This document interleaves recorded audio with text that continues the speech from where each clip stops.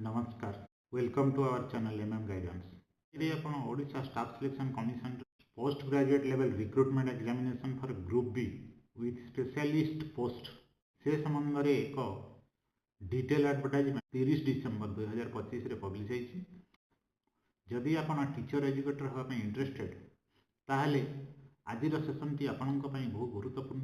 Video T आदौ skip न करी शेष पर्यंत देखा अनुरोध।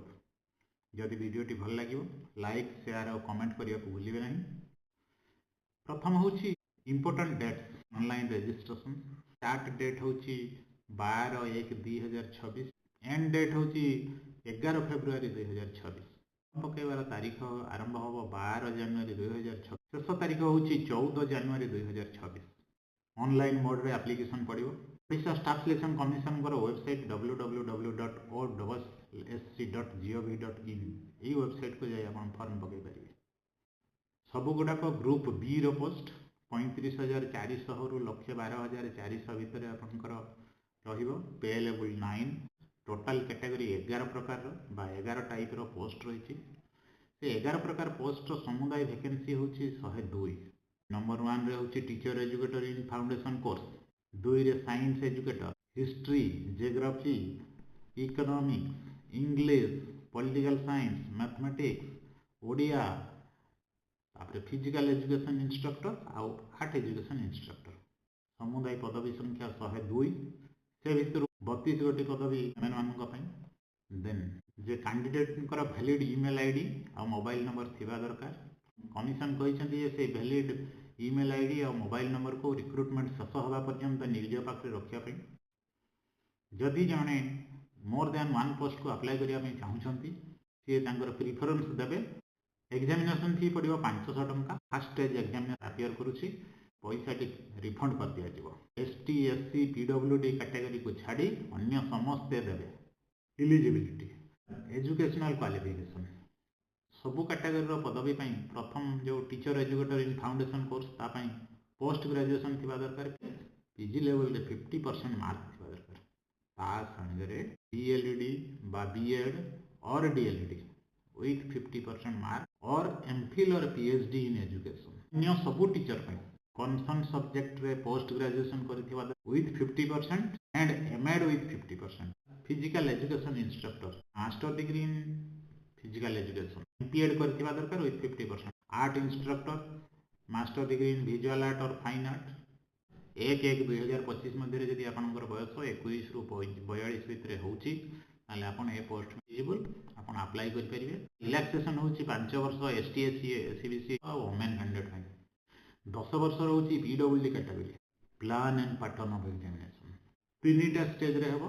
प्रथम है प्रिलिमिनारी एग्जामिनेशन 150 मार्क रो क्वालिफाइंग नेचर। फाइनल सिलेक्शन को ये मार्क को काउंट करा ना। Odia, English, arithmetic, data interpretation, reasoning, general studies, current events, computer 150 mark रो परीक्षा हेबो। जेतिकी वैकेंसी एडवर्टाइज होईची 6 गुणा पिला को रिटन एग्जामिनेशन बा सेकंड स्टेज एग्जामिनेशन पई शॉर्टलिस्ट करा जिवो। नु आपण जदी प्रिलिमिनारी एग्जामिनेशन रे भलो मार्क रखिबे तेबे जई आपण शॉर्टलिस्टेड हे परिबे। स्टेज 2 टे मेन रिटन एग्जामिनेशन या टेक्निकल पेपर्स 200 मार्क 2टा पेपर हम। गोटे पेपर कंपलसरी फॉर ऑल एवं technical paper 2 optional. Fast technical paper 1-2 देदेले आपण मेन रिटन रे से थ्रू शॉर्टलिस्टेड करा जिवो। 2 टाइम्स वैकेंसी एडवर्टाइज ताले प्रथम रे देखंतु 6 टाइम्स मेन देले। स्टेज 2 जति के देबे सेमानंको भितरु 2 टाइम्स पिलान को सर्टिफिकेट वेरिफिकेशन डॉक्यूमेंट वेरिफिकेशन पई डका छ। माइनस मार्किंग अछि जदि माने करंतु गोटे क्वेश्चन रे 4टा ऑप्शन अछि ताहाले सेतरे 0.25 माइनस हबो। जदि 3टा ऑप्शन अछि ताहाले 1/3 माइनस हबो। मार्च एप्रिल रे परीक्षा हबो। Exact date time venue notice through रे वेबसाइट रे दे देबे आ निज निज एडमिशन लेटर जो आपण माने डाउनलोड करिवे सेतरे मेंशन थिबो। मार्च बा एप्रिल धरि नियंतु 90 डेज रो प्लानिंग आपण करंतु। उसको थोरोली केमती कवर करी हबो बारंबार रिपीट करंतु। Practice makes man perfect. बारंबार प्रैक्टिस कले आपनकर स्पीड बढ़िबो, एक्यूरेसी बढ़िबो, आपण भलो नंबर स्कोर करिवे। यहाँ को दृष्टि रे रखी वर्तमान पाखरु आज नुह वर्तमान पाखरु आपण डिसाइड कर नियंतु टाइम टेबल बनैबा पई टाइम टेबल बनांतु प्रिपरेशन आरंभ कर दियंतु। नेक्स्ट आसला certificate verification original academic certificate सब जेते हाई स्कूल पाखरु आपनकर पोस्ट ग्रेजुएशन बीएड एमएड जहाँ जहाँ क्वालिफिकेशन आपन देइथिबे से सब एकेडमिक क्वालिफिकेशन रो सर्टिफिकेट सब दरकार मार्कशीट दरकार जदि आपन रिजर्वेशन क्लेम करछन्ती एसटी एससी एससीबीसी पीडब्ल्यूडी बा एक्स सर्विसमैन तार सर्टिफिकेट दबा पई पड़िबो। यदि आपन गवर्नमेंट एम्प्लॉय हिचन्ती कोन सेटर चाकरी करछन्ती एवं अप्लाई करछन्ती ताहले आपनको नो ऑब्जेक्शन सर्टिफिकेट सेतेबेले दबा पई पड़िबो। एडमिशन लेटर कमीशन को वेबसाइट रु आपन प्रीलिम और मेन रिटन एग्जामिनेशन तापर सर्टिफिकेट वेरिफिकेशन सबूर डिटेल आपन वेबसाइट रु ही पाइबे। तेणु बारंबार आपन मझे मझे वेबसाइट को चेक करवा दरकार डेट वेन्यू प्लेस कोठी हबो सबुथि आपनकर प्रिलिमिनरी एग्जामिनेशन को एग्जामिनेशन सेंटर टाइम कौन डेट कौन वेन्यू कौन से जानि परिबे। मेन रिटन एग्जामिनेशन कोठी हो स्टेज 2 एग्जामिनेशन तार मध्य डेट टाइम वेन्यू चेंज हो एवं कमिशन जोठी कहबे सेठी आपन जाई परीक्षा देबे। सी सरी गला परे आपन जदी नेक्स्ट स्टेप को जाउछन्ती थर्ड स्टेज को जाउछन्ती सर्टिफिकेट वेरिफिकेशन मध्य प्लेस चेंज हो आपन कोठी सर्टिफिकेट वेरिफिकेशन हो केबे हेबो को तारिख रे होबे को समय रे जाबो तार डिटेल मध्य आपन कमिशन को वेबसाइट रे पाइबे। जो माने डॉक्यूमेंट वेरिफिकेशन कले सेमानंक मध्यरु तापरे मेरिट लिस्ट तैयारी हो जेति की वैकेंसी अछि सपोज गोटे कैटेगरी रो 10 टी पोस्ट बाहरी छि माने 10 टी पिलान को मात्र मेरिट लिस्ट रे दिया जिवो कोथिरु मेरिट हबो ना मेन रिटन एग्जामिनेशन जो मेन रिटन एग्जामिनेशन आपन देइछथि सेतिरे जो मार्क रखिथिबे ताकू नै मेरिट लिस्ट हबो।